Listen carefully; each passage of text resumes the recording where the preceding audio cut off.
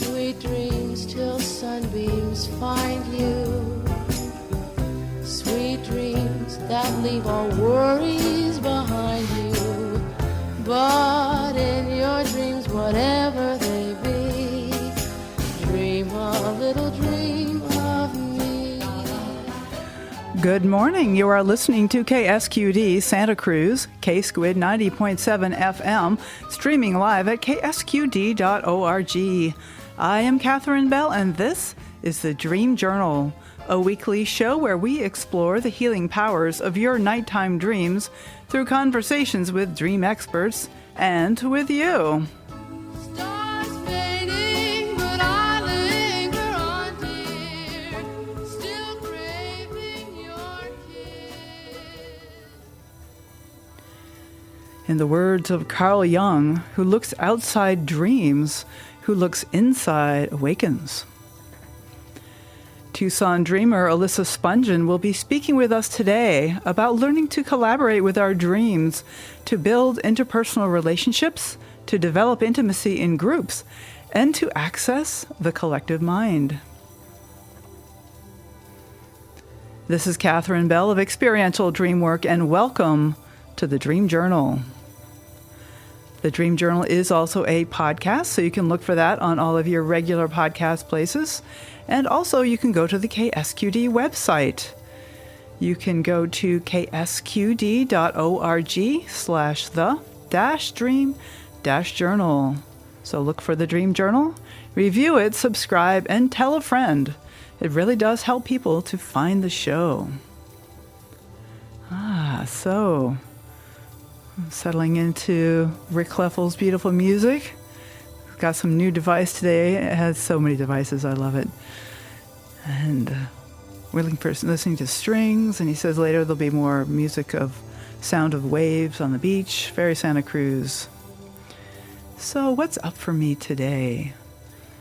I had a recent dream, which is, I'm just mulling it over. I don't need to know what it really means. But there's like some old theme of mine of houseplants. Believe it or not, houseplants. That this is like a ongoing theme, like from the very some of my early dreams before I started really working with them, like houseplants, finding houseplants in places like down in the basement, and yet somehow they're thriving. Like, is there something about the houseplants, like I'm growing? Like, is there a way that I'm growing, even if I don't know how? And so this time it had to do with houseplants in at my boss's place. This is just some dream boss, nobody I know from waking life. And I never even see the boss, but there's this other assistant who's telling me that it's super important that I take all the houseplants to my house. And I don't object, even though inside I don't want them there. I'm like, I bought them for the boss so that I didn't have to take care of them. And yeah, what is that? And that I don't speak up. I'm kind of grumpily putting the plants into a box and putting them in the trunk of my car. And what is that? Is there a way that I still don't speak up sometimes when I'm doing something that I wish I wasn't doing? Like that voice inside of me that says, like that assistant. It's funny, I want to call it the bossy assistant. Bossy assistant that says, oh no, you have to do that. And then I just don't complain. So I'm going to be on the lookout for times when I'm doing something I don't really want to be doing, and noticing if there's a way that I could maybe, with kindness, but is there a way that I can speak up about it? Because, why not? Like, rather than stuffing it down, I think we can be a better collaborator if people in our lives know what's really going on for us. And so that's what I'm working with, the ongoing theme, the houseplants. So I'm sorry to say that I'm not going to be able to take call-ins today. We're having an issue with the phones. So I'm sorry to not take call-ins.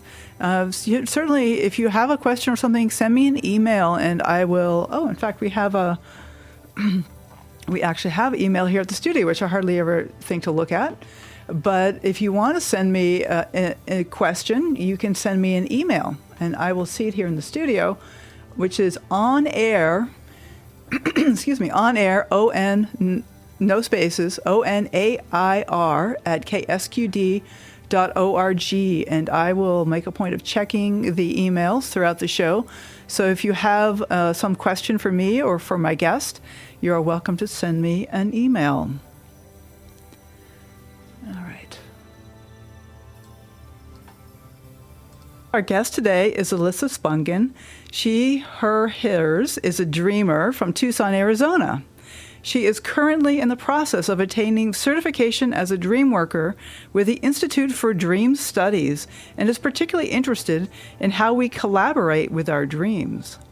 Alyssa sees sharing and working with dreams as powerful tools for building interpersonal relationships, developing intimacy in groups, and accessing the collective mind. Alyssa has been working in behavioral health for 3 years and is currently at Tucson Counseling Associates, which specializes in anti-oppressive outpatient psychotherapy services for children, teens, adults, couples, and families. She is a trauma-informed yoga teacher and writer. Alyssa posts dreamy art and writing on her Instagram at Your Dream Fish. So, Alyssa, welcome. Thank you. I'm so glad to have you on the show. Glad to be here. Great. Well, I'm wondering if you could start by telling us a little bit about how you first got interested in dreams. What kind of drew your attention to the dreams?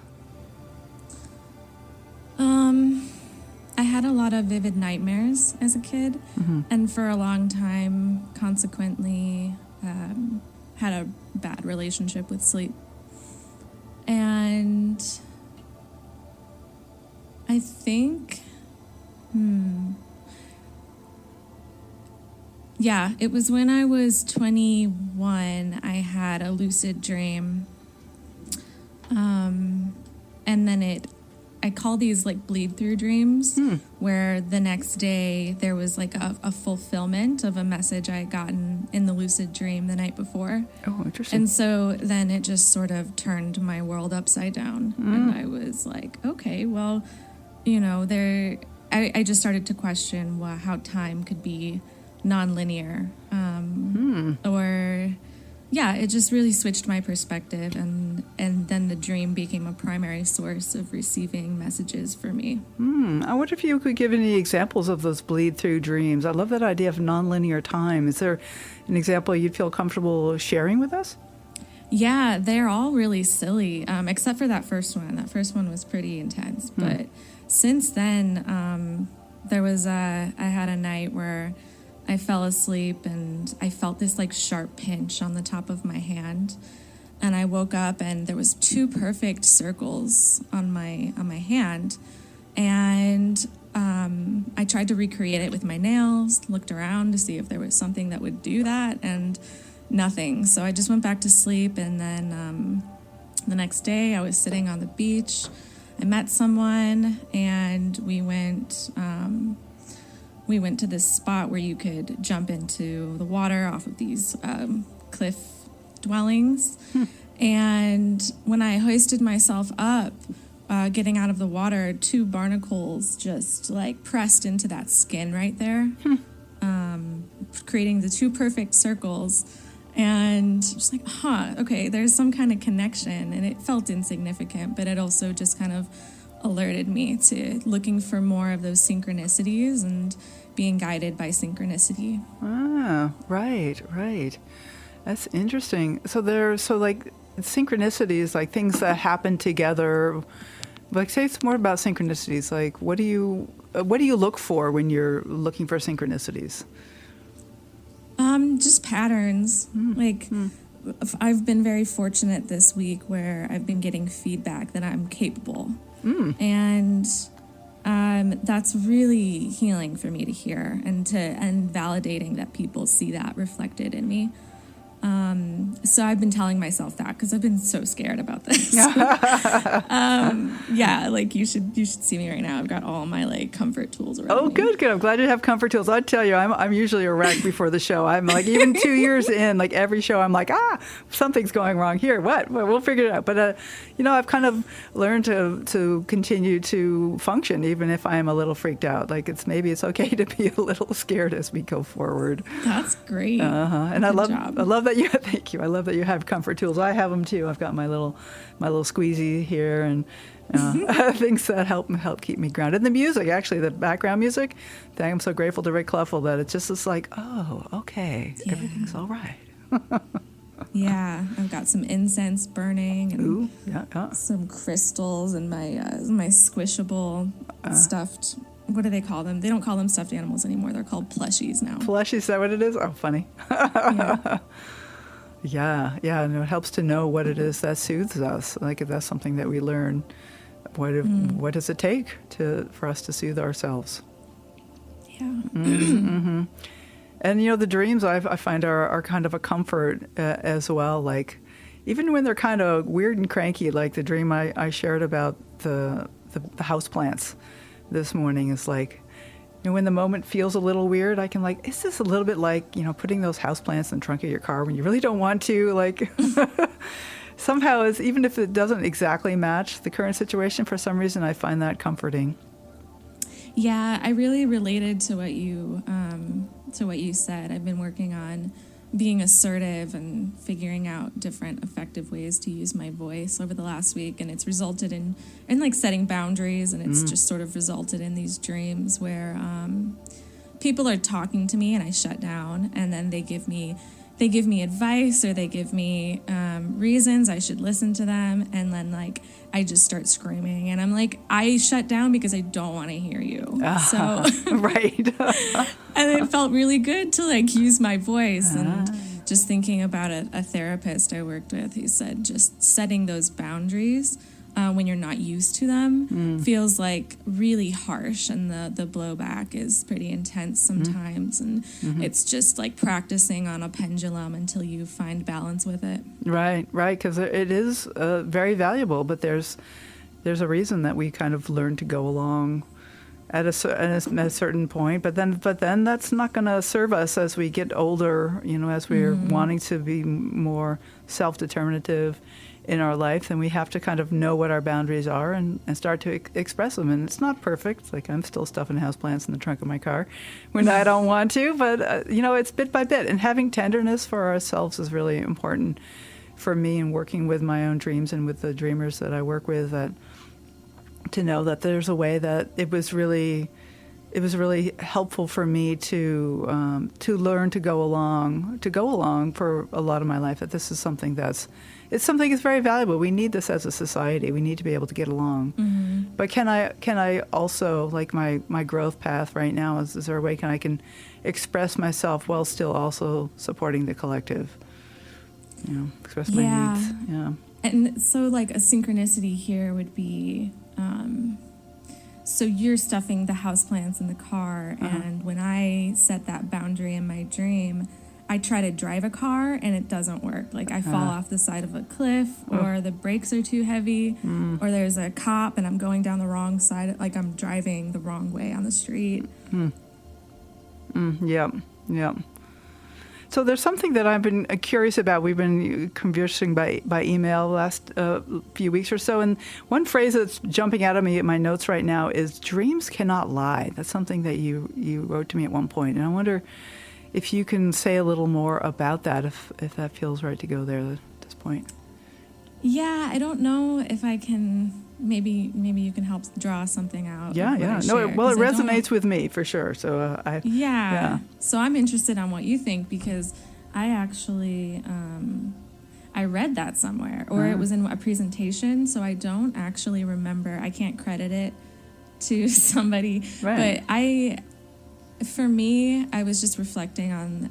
I've been doing dream work on these dream practices that Justina Lasley created. Yes. In practicing preparation for my practicum for IDS. And so I've been working on these exercises, and I was trying to distill the essence of what it was. And I wrote down, dreams give us opportunities to feel fully the day's events, external and internal, and then release them and allow, my notes are super scribbly, allow us to decide the best way forward for our highest growth, to become new patterns and different ways of being. So I think it's what you say, like dreams are our emotional immune system. So anything we're not able to really feel during the day will come out in that dreaming space.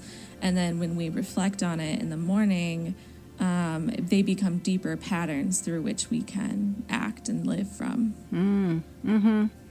Yeah, there's something about dreams that just feels true to me, even if I don't understand them. Like that's a kind of powerful thing to have that something that we don't have to understand it, but there's just some truth there, and you know. And I think it's important too, just to point out, like our instinct is going to be to wake up and take the content and take it literally. So not in that way that dreams don't lie. Like what you're doing in the dream means that's who you are. It's like they don't lie, and I tend to trust how they make me feel more than the story. And I think that was something you helped me with too. Like I was having a really hard time not seeing the people in my dreams as the people in real life, especially if I was interacting with them on a daily basis. It felt so much them. And then you said, well, how does that person make you feel? And that helped me shift my perspective. Right.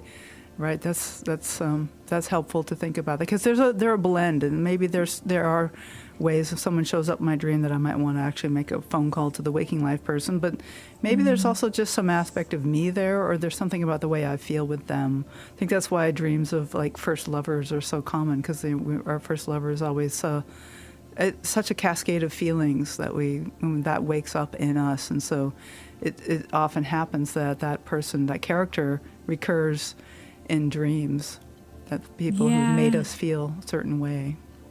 Yeah, I have my oldest friend is constantly some kind of teacher or ally in all of my dreams. Sometimes she's even been villainous, but you know, she's always there. And Right. Like, why? I haven't talked to you in forever. Shall we say provocative? Yes. Yes. So this is Alyssa Spungen. You're listening to The Dream Journal. My name is Catherine Bell, and we don't have phones today, as I mentioned before, but you're welcome to email me at the studio at onair@ksqd.org, ONAIR at ksqd.org, and I will see your email if you have a question or a dream you'd like to share, although we won't be able to be very interactive through email. And we'll be back with the phones hopefully next week. But this is the Dream Journal, and you are listening to The Squid, KSQD 90.7 FM, streaming live at ksqd.org. And I am your host, Catherine Bell. I dreamt we spoke again. When I awoke, I could not remember anything you said.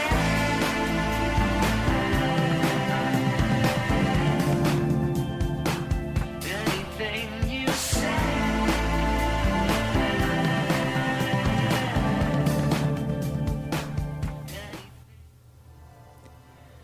I am Catherine Bell, and this is the Dream Journal. We are here on KSQD Santa Cruz, and today we are alive with Alyssa Spungen. Hello. Hi. Hey. Oh, sorry. Hi. Oh, there we go. Yeah. Ooh, I just saw something on Facebook about the show, but I have to click on it so I can see it. But let's just keep talking here with Alyssa.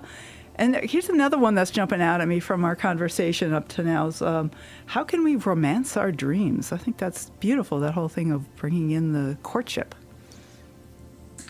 Yeah, I read this article by Dr. Ruben Nyman. I think Yes. I'm pronouncing that correctly. Yeah, he's an IASD person. He'll be at the conference in June, actually. Yes. Oh, cool. Yeah, he wrote this article about, I forgot the title of it, but it was how to seduce sleep, or just falling back in love with sleep. And I don't know if I'm just, I take inspiration and then I just go with it. But I wrote this poem before sleep one night. I was having a hard time sleeping, and it was like I wrote the poem addressed to sleep. Oh, wow. And then seduced it. And then just feeling that energy helped me sink into deeper levels of sleep. And so I guess as it applies to dreaming, I like to see dreaming as a relationship. And so like any other relationship, it requires attention and care and nurturing. And so there's a lot of different ways you can do that. Like an herbal tea, or making sure your bed space is like cleansed, or, you know, keeping all those kinds of different things you can do. Right. It's not a lot of clutter. And, you know, for me, keeping it as a regular thing is helpful. It's respectful to, like, keep it like an appointment on my calendar. Okay, it's bedtime. I have a date with sleep. Yeah, and dream journaling, too. It's like, yes. oh, I have a commitment to this. Yeah, like the relationship. Right. So, Spending time with a loved one is one way we show we care, and spending time with our dreams is kind of a way of romancing them, perhaps. yeah, Sivia, in her book, A Mindful Way to a Good Night's Sleep, she talks about your sleep suit, like getting extra special pajamas or something that makes you just feel good to romance the dreams. I love that. That is sweet. So we have a question via Facebook from Diane. And the question for the current guest, was there a time in your life when your dreams were especially vivid? Yeah. You know, the really vivid, they've always been, I mean, those nightmares were really vivid when I was a kid. Like, I remember there are times, like, I couldn't differentiate at some level, like, if something had happened or not. It just felt so intense. But not counting those, when I was coming off of antidepressants, I started having these incredibly vivid. They were lucid, actually. I was able to see what I was seeing, like awake and dreaming at the same time. Just for a month or two. But gosh, they're vivid every night. Like, I just feel like if I wake up and they're not vivid, I get upset. Right. What's missing here? Yeah. Just like, what did I do wrong?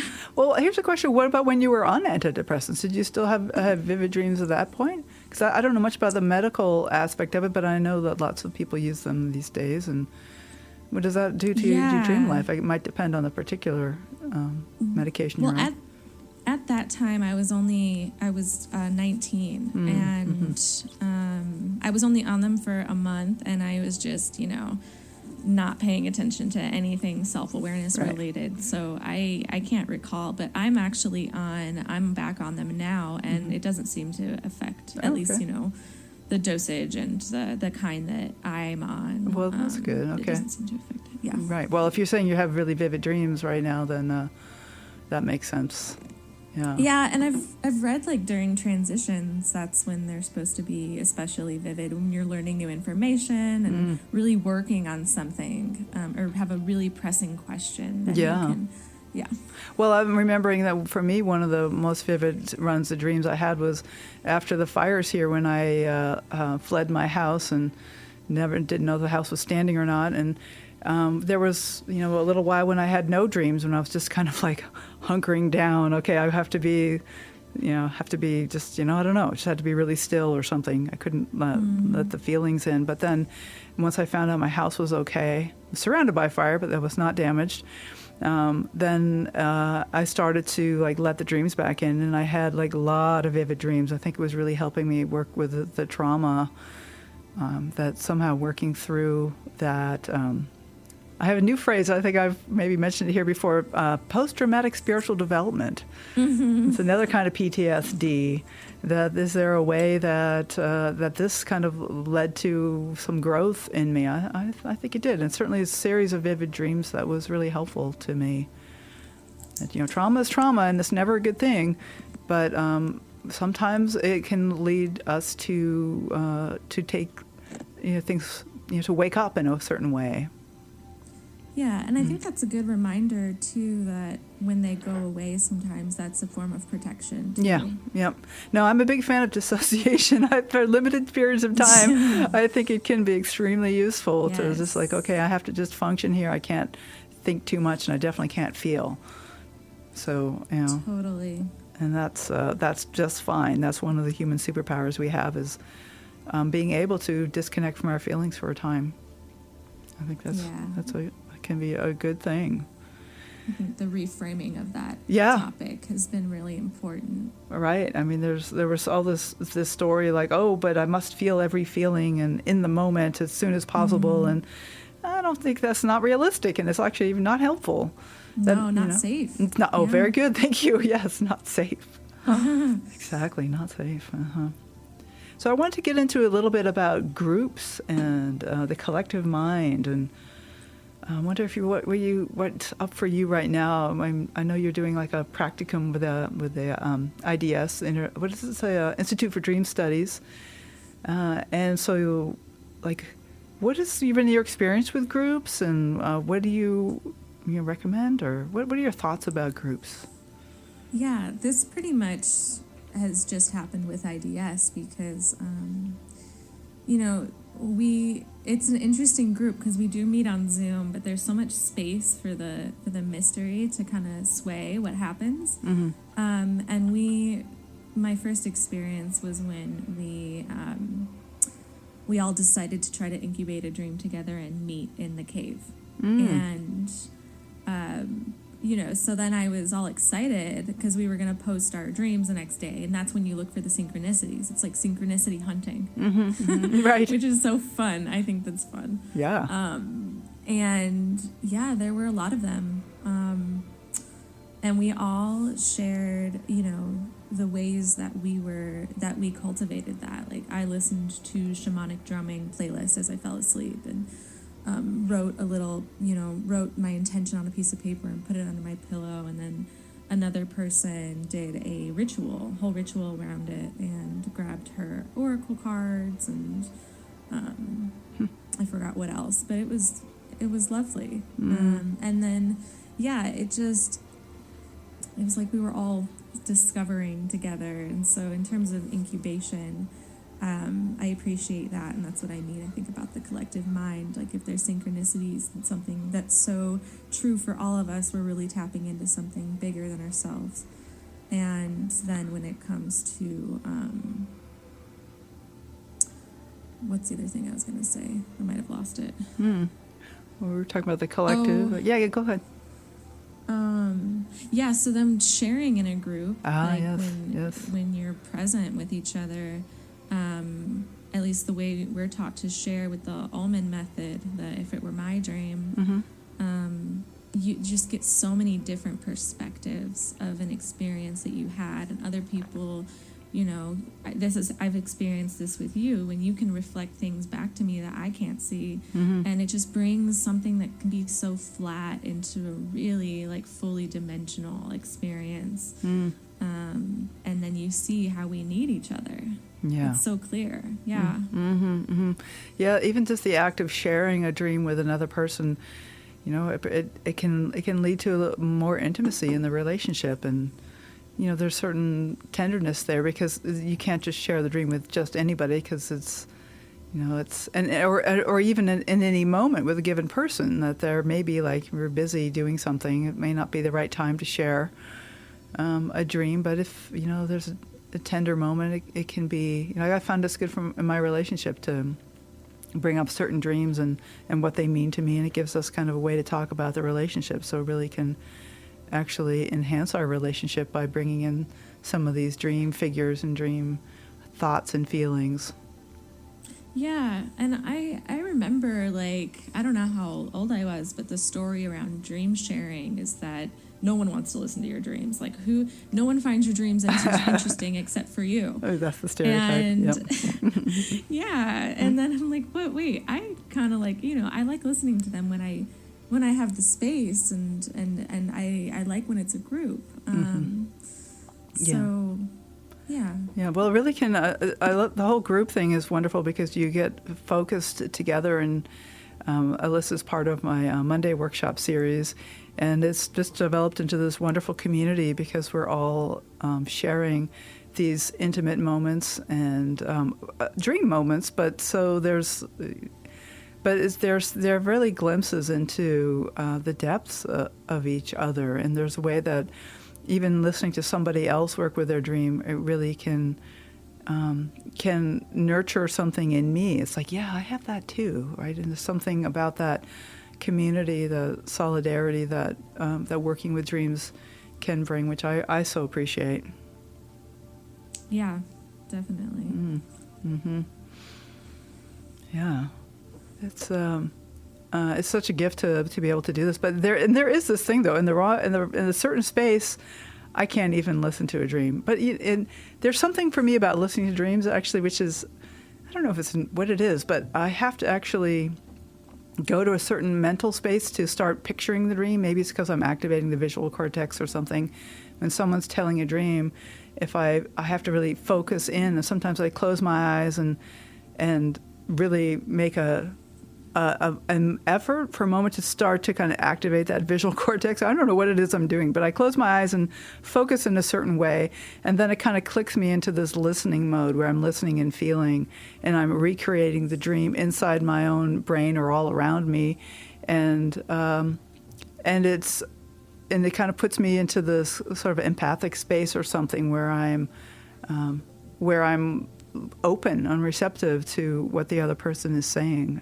And if you catch me unawares and I don't have space for that, then I'm saying, you'll have to catch me later. This is not a good moment. Mm-hmm. So, we have to be tender with our dreams. We don't want to overexpose ourselves and, waiting till the moment feels right. But when it is right, it can be a beautiful thing to share with others. I think it was revolutionary. That's one of the words that we were talking about. Yeah, I really like how you put that. That was lovely. And at IDS, the first thing we did was practice active listening. And because especially, on Zoom, in person, there's different levels of comfort in groups and vulnerability. And so it takes something to settle the nervous system to be present enough to receive and give. And for me, I find that I definitely appreciate feeling it in my body because there's so many layers of fear of sharing sometimes. It can be really difficult. Oh yeah. It's very vulnerable, and that's a beautiful thing. But we want to be gentle with that. So this is Alyssa Spungen, and I want to say that we don't have phones today. I'm sorry to say, but you can send an email. I want to thank Diane for her message to me, her question that I relayed over the air. So if anyone else has a question, they can send an email to me at onair@ksqd.org, and I might or might not see a Facebook question, but I might, so you can always do that. And this is the Dream Journal. You are listening to KSQD Santa Cruz, K-Squid 90.7 FM, streaming live at ksqd.org.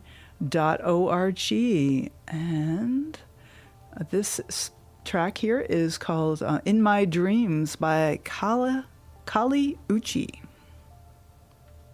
Everything is just wonderful here in my dreams, Every day is a holiday when you're living inside your dreams. Why would anyone stay awake after being so sound asleep? Everything is just wonderful in my dreams.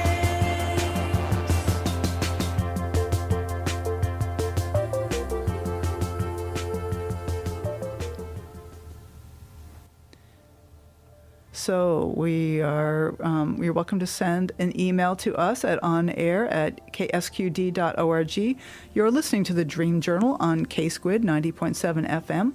My name is Catherine Bell, and our guest today is Alyssa Spungen. Hi, Alyssa. Hello. So, since we don't have the phones, we were talking about the possibility of working one of your dreams. I wonder, do you feel like doing that today, Alyssa, or we can keep chatting about dreams? It's totally up to you.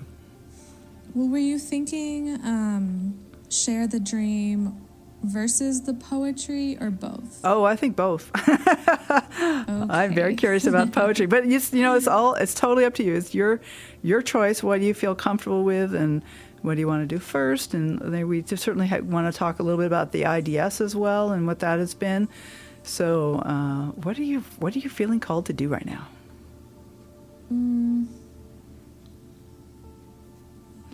I don't know. My dreams are just so long. Like and I didn't pick something ahead of time. When I work on them, I tend to choose just the one that happened the night before, and I already shared some of the essence of that. But I could. Okay, I'll share a quick one. Okay. So I am working in Seattle, and it's really cold out, and my boss needs me to go drop something off. And I use someone's car that's there, and this recurring theme of not being able to navigate the car, or or even just like dropping. Like I've been in a space where that feeling of dropping has been happening. But anyway, yeah, so I'm trying to take this order, and then I see that I can go drive to a scenic view of the mountains, and I was, in the dream they were the Rocky Mountains, and I woke up and looked that up. I'm like, they are not in that range. So I don't know what that was about. But so I'm driving to this scenic location, and when I drive back, it's like I keep almost falling into like off a cliff. Yeah. Okay. So yeah, that's is there more? That's certainly we could explore a little bit of that, or is there? Yeah, there's one more piece. Sure. So when I'm driving away, and like sometimes my mental narrative will kick in when I'll be thinking about something inside the dream. So I'm driving the car, and it's like Schrodinger's fall. Like I either fell into the water or I stayed driving. It was like both realities were happening at the same time. Oh, interesting. So there's like a Schrodinger's fall. Yeah. Like is the cat in the box or not? Right. Did we kill the cat? I guess that's what it was. So there's a sense of whether I fell it's into the water too. Interesting, versus just driving along. That's one of the moments. So what is that? It's interesting that you mentioned that this vehicle is not your own. That it was somebody's vehicle. And I'm a little bit drawn by that detail. Like, our vehicles, I'm actually, I've been mulling over what to do for the next month of our workshop series, and I'm actually thinking vehicles might be. Ooh, yeah, there's so much rich symbology there. So, like, is there something about the vehicle, in quotes, the vehicle I'm driving is not my own? Is there any, is that kind of a resonate from any kind of waking life feeling? Just to start with that moment. Yeah, I think there's a lot of transitions happening in my life right now. And it's interesting, this transportation theme, because, last week they were planes, and then this week they're cars. And in that dream, yeah, I'm driving someone else's, and then, or I'm taking somebody else's, but I guess that is happening. Yeah, none of them have been my cars. Good point. Interesting. Okay, so I'd be asking myself questions like, is there some way I feel like my path is not my own? I'm following some path that's not mine, and it could be sometimes it's a question of becoming aware that it is my own. Like often in a dream, I'll be in a party or something, and and I'll be in the kitchen working away, and then the dream coach will say, well, maybe it's the party's for you. Like maybe instead of working here, maybe it really is yours. So maybe that some sort of shift will happen. But certainly at the moment, there's this sense that this vehicle is not my own. If I'm taking this, if this were my dream kind of approach, and going to the mountains, and so that's. What is that to you? What does that feel like? You're going to the mountains and then you come back? Is that what was happening? Yeah, there was this idea that I was supposed to like just go make this drop off and then come back. But I was like, nah, I'm gonna go explore. This is incredible. I need to follow these mountains. Ooh, okay. Yeah. You know what? I'm excited about that because like you're, you took care of what you had to do, but then you're following your own nose. Like, let's go explore. Yeah. What does that feel like when you go, I'm just going to explore? Well, I find that validating, so thanks for pointing that out. Yeah, Feels good. Totally. And that's like the kind of a feeling to really treasure is like, so I'm being responsible, I'm doing what I'm supposed to do, but then maybe I also get to have my own adventure, my own journey, go where I want to go. Yeah, fall or not. Right. Yeah, so let's go to that moment. So there's something about falling or not falling. So I love it. I'm kind of picturing those things kind of superimposed. My version of the dream, of course, is not exactly the same as yours.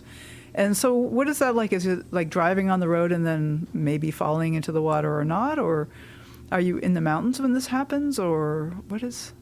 Say some more about that. It's like such a curvy road. And so I have to turn very quickly. It's like very difficult to drive. And I can feel it in my body. Like that drop I was talking about, like it's such a embodied experience. Okay. So you said embodied. Let's bring the body into that. Just if it's okay with you, it might be a little scary just to feel in to the drop. Like, what is that? Is that okay even this moment, knowing that you're physically safe, but just knowing that the dream is bringing you the feeling of the drop. And so if you can let yourself kind of take a breath there into the drop. Yes, I mean, it's not so bad, actually. Okay. Okay. Oh, I like that. Okay, it's not so bad. But it's something that you weren't sure you were going to like. You weren't sure it was going to be okay. Is that right? Is that what I'm getting? Yeah. Yeah, but it's like, gosh, am I going to make it? This is really hard to drive. Yeah. Oh, that's right. You're saying that it was really hard to control the vehicle. Right. Yeah, I was going too fast for the type of streets they were. Okay. Yeah. So there's another feeling. Like, is there something where things are happening a little too fast, or maybe I'm pushing too fast, or is there something like, we say, I love the way you add for the streets I'm driving. Like maybe on the freeway, it would be fine. But on a winding mountain road, nah. Yeah. All right. I don't know. I'll think about that. Maybe there's something in there about slowing down. I tend to think I'm pretty good at that, but maybe I could do more. Right. Well, maybe we could all do more. So this is where the collective comes in. Like, Alyssa, I love this. Thank you. For sure. I mean, I think I will take that one on myself. Driving a little too fast. I'm like, yeah, I do tend to push things a little too fast, and then, but I want to come back to the moment of when you felt into the drop, and it was really kind of okay. Yeah, and it almost like, it feels like it's on the back of my body. Can you tell I'm like been doing somatic therapy? It's just like, yeah, it feels like water going down my back. Oh, ooh, yeah. I can feel that. Yeah. Water going down my back. All right. That's one of those things that in the right environment, like, in a sauna, a spa, that would be lovely, in a shower. But, if I'm actually driving a car or standing in the kitchen, it's not so good. Yeah. And like even with the speed that you're driving, it's fine on an open road and not so fine on a curvy road. But like on long drives, you kind of become the vehicle. Yeah. Some level. Absolutely. Well, and thank you so much, Alyssa. I really appreciate your willingness to just be there. And I'm still feeling the water pouring down my back. I think that's a lovely feeling. Thanks for, So we got an email, and I wanted to take a look at this email from Naomi And this is what they say. I'm loving the show so far. I seem to have certain people in my life that represent different aspects of my range of emotional responses to life in my dreams. You said earlier, if I understood you, that the people in dreams are not necessarily the people, but representations of them. So with that in mind, what should I do if someone represents a negative emotional response? Is that a message to maybe distance myself from them? Or maybe not. I don't know. So thank you, Naomi. Thank you for sending in that question. And Alyssa, I wonder if you have any ideas about that. That's just beautiful right there. Yeah, it's actually very synchronistic because one of the exercises I've been working on is dream figures emotions. And I think it's so contextual because that person might be bringing about something that is, really different. And so going into layers of feeling into the dream. And one of the practices that Justina teaches is to list all the figures in a vertical column, and then next to them write a core emotion, and then sit there and look at the one that's most dominant. Because sometimes, and I've talked to you about this, Catherine, sometimes you'll focus on the negative thing instead of looking at where all the other gifts are and maybe what's more actually dominant in the waking experience. Right, it's true. Well, we are hardwired as a surviving species. We're hardwired to pay attention to dangerous things, and so we have to train ourselves to pay attention to positive things. So I love that exercise. Justina, as always, is quite brilliant at getting right to the point. And in fact, Justina is going to be on the show again here in a little while, in a month or so, I think. So I want to, this is where it's hard not to have the caller on the phone, but I'm interested about this negative emotional response. And so I think what I hear you saying, Alyssa, is like maybe there's something about this character that, even though there's like this negative feeling in here, that could be positive, that could actually be helpful. And Oh yeah. Yeah. Is that what you're saying? Does that make sense? Yeah, because another step of that process is to feel into the emotions and then relate it back to, when do I feel like this? Yes. And then you can approach it from that question, and it might have something to do with the person, or it might not. It might surprise you. Right. It might be about the person, or it might not. Yeah. And one of my key questions is, what constitutes a negative emotional response? I mean, feelings are feelings, and we have ways of categorizing, pleasant and unpleasant ones, but even things like sadness and anger can be very helpful feelings, and so it's sometimes we're afraid of being angry, and which is very justifiable, and as we live in a society, we have to be careful to express these feelings in safe ways. But even things like anger are very useful things when it comes to boundaries and setting up when our boundaries, like when we really, like me and my stupid houseplants, like, could I have just said, no, I don't want them? I mean, there's anger there, but I can still be polite and kind about it. But I can let that be part of a boundary that, no, I just don't want that. So it's interesting, asking a question, is that a message to maybe distance myself from the person? And, I don't know either. I think that's a question, but I always start with myself and like, what could it be saying about myself? That's where I start with a dream. And that, is there some way that sometimes even like this, I'd get like these people in my dreams who tend to be really irritable and angry. And, I sometimes can look at that as like, well, maybe I need to be a little more angry. Like maybe it could be a good thing. I need to stand up for myself. So it's tricky. And yet sometimes there are certain people that we do need to get distance from. And that is just a fact. You can love somebody and let them go and just not, it can be healthy in ways to to let some space open up in a relationship if it's really not serving you. And if the dream is giving you permission to do that or giving you an intuition that you need to do that, then that's just fine. Then you can follow that intuition and say, well, maybe it is time to get a little space from this person. But just holding that really tenderly and lightly, and it may or may not mean that. And this just gave me some thoughts about the question. So thank you for writing in, Naomi. I really appreciate that. And, Alyssa, we're getting down to the end of the show, and I want to have a few minutes for you to tell us about your experiences with the Institute for Dream Studies. It's one of the few dream institutes where you actually get certified to be a dream worker, and it's run by Justina Lasley and Sylvia Gover, and they're both fabulous people, and they have an amazing insight into dreams, and I love all the work that they've done. And I would love to hear your experience about working with them and what you think it might offer people who want to go deeper with their dreams. I just love it. I think it's organized really well. And it just feels like I've never really had an easy, I don't know, my learning style is just, I don't know. It's not an easy time in like the public education.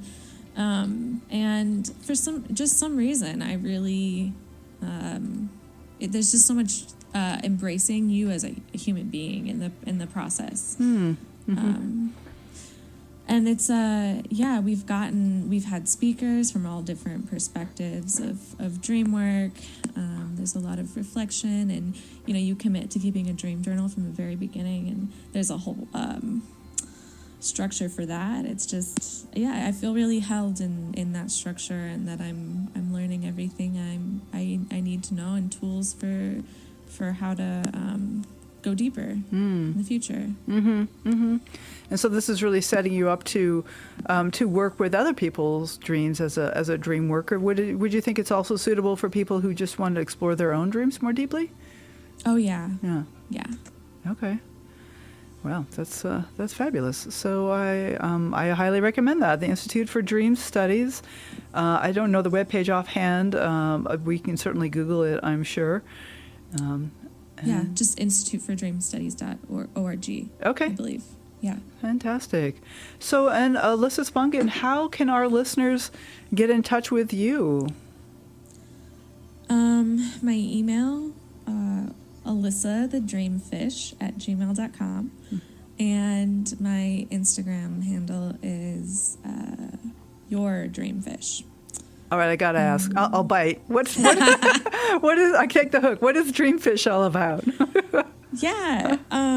So my first idea for some kind of dream business was to sell like herbal teas and certain like little boxes, ritual items for just dreamy objects and crafts.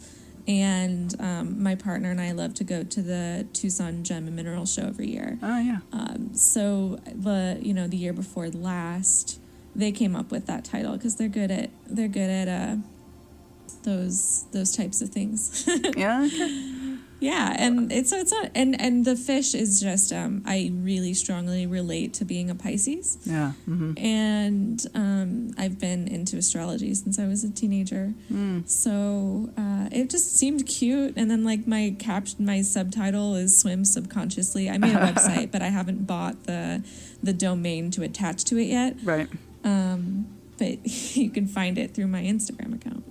Oh, I love that. Well, fish is certainly a very common dream theme, and being underwater and pulling the fish out of the water. And there's something about the subconscious there for sure, and emotions and all the things that water represents. So do you have any final thoughts you'd like to share with our listeners? Some encouragement, maybe. Oh, wait, we didn't hear your poetry. Nah. We have. Okay. Is that? Can we hear it now? We have time. Are you sure? We have like a minute and a half, 2 minutes. Yeah, I bet that will be enough. Okay. Well, You I just almost told got my away with parents that. I would do a shout out. Oh, good. Go ahead. Yeah, just a shout out to Craig and Michelle Spungen of Fountain Hills, Arizona. Excellent. And thank you thank you to my friends and family who are listening or listened. Yeah, so the poem is titled Swing Set Over the Moon, and it was a dream. And dream inspired. It is all a lie, she tells me, shape-shifting from a dense mass to liquefied light to a replica of the earth. I am not what you think I am. I am a quiet girl, my feet dangling over the reflection of a safe night. I am over the center of the lake. How did I get here? What is the truth? Is the moon a small earth, or the mirror for the sun, or made of dark plastic? Why are you telling me? I lean my head to the right, where my hand is holding the rope. I go to sleep, relaxing in her mystery. She is all of it, and in some small way, so am I, born to be in awe of her, to let her inside, to show me the fullness of being, to be material for creation. Wow. Thank you, Alyssa. Thank you for this opportunity. Absolutely. It's a real pleasure to have you on the air. Good luck with your studies and with your counseling job there that you're going on. And I'm so glad to have you on the show. Thank you so much. All right. Take care, Alyssa. Okay, talk to you later. Bye. Bye. So next week we will be talking to Angel Morgan of the Dream Bridge. Angel is the president of the International Association for the Study of Dreams. We'll be talking about our upcoming IASD conference in June. Angel's been working hard to create a new IASD initiative to increase diversity in our organization. She will also be talking about her presentations on dreams, creativity, and the arts, and on lucid dream drama. In the meantime, you can find out all about the conference at asdreams.org. Listen live Saturday at 10 or catch the podcast replay, which is always released on the Monday following the show. Also starting Monday, April 5th, join me for a month-long workshop series where you will learn how to work with your own dreams in a supportive community of like-minded dreamers. So contact me to find out about that. Sweet dreams till sunbeams find you. I am Catherine Bell, and this has been the Dream Journal. Thanks for listening. You can find out more about my dream coaching practice at experientialdreamwork.com, and you can email me at catherine@ksquid.org. That's KATH at KATHERINE at ksqd.org. Do contact me for a free introductory dream consultation. I'd like to thank my program assistant, Max Deaton, and our creative musician, Rick Kleffel, who created an original composition for our ambient music again today. That's all for the Dream Journal. Join me again next Saturday at 10 a.m. I am Catherine Bell, and you are listening to KSQD Santa Cruz.